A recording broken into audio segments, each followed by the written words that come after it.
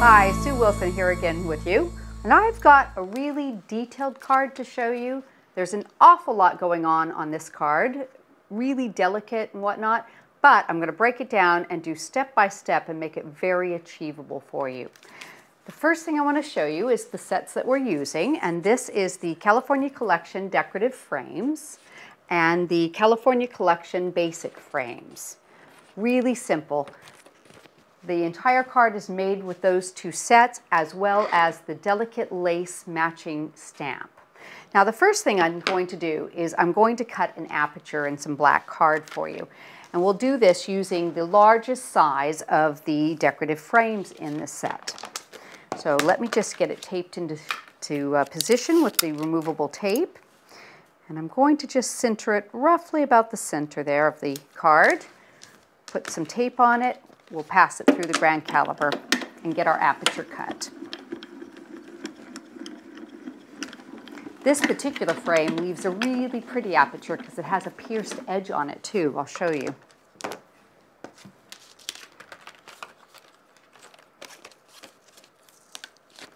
Peel that away and you can see you've got that really pretty piercing going around there. I just love the extra detail from that one. I'm going to set this aside, and now you can use this piece later on if you want. We're not using it for this particular card today. So next thing I'm going to do is show you some of the stamping that I've done around the edge. And one of the things I really like to do is tone-on-tone stamping. I'm going to be using the delicate lace and my clear perfect medium pad. And even though this has been designed so that it actually matches with the shape of the die, you can use it for other things too. So I'm just going to ink it up and give it a stamp across the corner. And you're not really going to see the entire design, but you'll get a really pretty look coming through with it.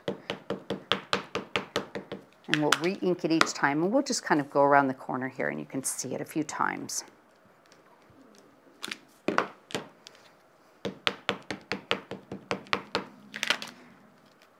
Turn it around.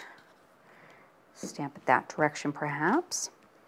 I think it's fun just to kind of use a stamp off the edge of the paper and you get a completely different look from it. But I think that gives you more value for your stamps too because you can make them into different designs that way. And we'll do one more little tip of it right about here, I think. Okay, let me set that aside. And I'm going to do some embossing now. So let me put a piece of copy paper under here. And about the only time I use black embossing powder is on black card. But I think that gives you a really nice, rich look to it.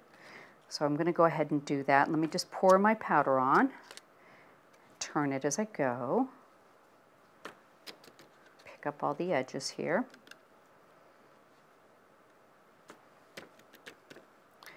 And I'm going to just pop this back into the jar so it's out of our way.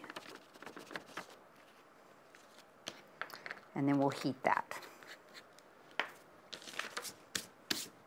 There we go.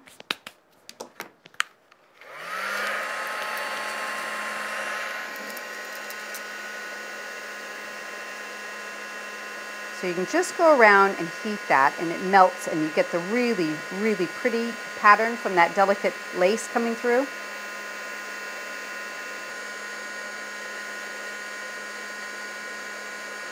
And I'll do a few more. I've actually even missed the corner there, but I've got one prepared ahead of time, so I'm not fussed.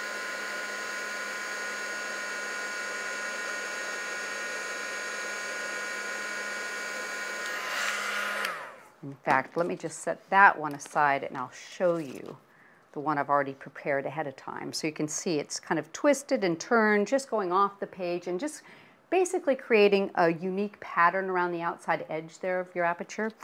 First thing, before we assemble that part of the card though, what we're going to do is I'm going to do a little inking. And if you can see, what I've done is stamp the exact same stamp twice, overlapping, and I've done the embossing in white embossing powder this time. So I'm going to bring in a little bit of Adirondack Aqua ink, and I'm just going to do some inking to bring out that pattern a bit more so you can see it. Now where it's overlapped is where the main focal point will cover, so I'm not worried about that at all. But it will bring out a little bit of a pattern above it and below it. So that ink will really make that pop. That should do it. So you can see this portion is going to show above and below our focal element, so that'll be really pretty. So let's go ahead and assemble that part of the card, and then we can set it to the side. So I'll use a little bit of Cosmic Shimmer glue and just put this one down first.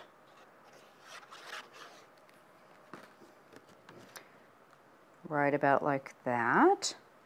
Center that. Now I've already added some mounting foam to the back of this because I want to raise it up for dimension. So let me just take these pieces of backing strip off. And I put a little bit extra on the inside so it won't dip down towards our aperture. And I'm going to just center that right over that. And I need to lean over just a tiny bit to get it in there straight. I apologize. That looks pretty good. So you can see I've got a basic aperture. I've got this little bit showing through that'll be peeking out when we get the center finished. So I'll set that to the side for the moment. Now what I've done is I've stamped each of the, stamped the delicate lace stamp 3 times. The first one here I put the sentiment in the center already. And then I've got 2 more, and I'm going to go ahead and cut these with varying sizes of the basic set A frames. So let's just tape them in place. And this one's a little bit smaller. That looks about right. And this one's smaller even still. So we're going to take sections out of each one of these so that we can pyramide them up. That looks pretty good. Bring back our cutting mat. Let's put that one on there. That one like that. And we can run these through. When you have a really pretty delicate stamp like that, you can do it in layers and have it match up, and it really brings the elegance out in it. There we go. Set that to the side. Now this particular one that I stamped the sentiment in, I cut earlier because I needed to add some backing mounting foam to that. So we can bring our base card back in, and I'll peel the backing paper off of this and use this as my base. And we're going to go across the card horizontally. Let me just lean over a little bit to make sure I'm a bit straight there. And then we can bring these back in. Let's set those aside. And I'm going to add some mounting foam to the center of this one. And I've stacked it up a little bit higher than normal because I want it to go through that hole and raise above that. And we'll just layer that on. And again, I apologize, I do need to lean over into it to make sure I'm lining it up properly. That looks good. You can take a bit more time when you do this on your own. And then some mounting foam here with this piece. And that one will sit directly on top of that. Raise that up. Just line up the original configuration. And the last one is our sentiment. We can put that into place right there. So now you can see how something that had a lot of layers to it and looked really complicated, once it's broken down into easy steps for you, very achievable. You can do that in any color combination and you'll have a stunning card to send to your friend.